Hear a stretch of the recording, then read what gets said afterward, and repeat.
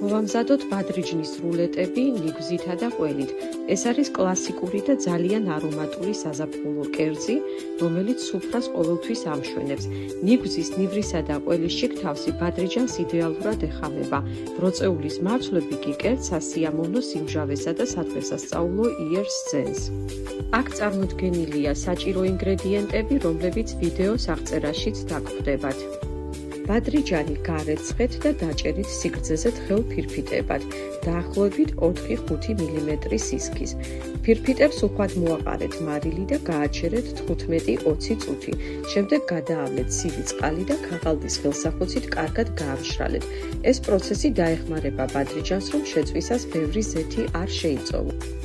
ბადრიჯნის თითოეულ ფირფიტას ფუნჯით ორივე მხრიდან მსუბუქად გადაუსვით ზეთი. დააწყვეთ პერგამენტიან საცხობ ფირფიტაზე და გამოაწყვეთ ღუმელში 180 გრადუს ტემპერატურაზე.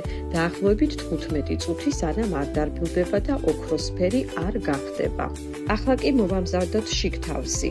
ღრმა ჯამში ერთმანეთშეურიეთ კრემყველი, გახეხილი სულგუნი, გატარებული ნიგოზი, დაჭყლეტილი ნიორი და წვრილად დაჭრილი მწვანილი.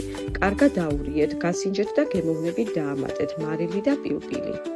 ფირფიტების გაციების შემდეგ თითოეულ მათგანს დაადეთ დაახლოებით 1 ჩაის კოვზის შიგთავსი. ეს შიგთავსი მოათავსეთ კიდეზე და ფრთხილად დაახვიეთ მჭიდრო რულეტად. გადაიტანეთ რულეტები ლამაზ ბრტყელ თეფშზე. ზემოდან მორთეთ ბროწეულის მარცვლებითა და ნედლი ქინძის ფოთლებით.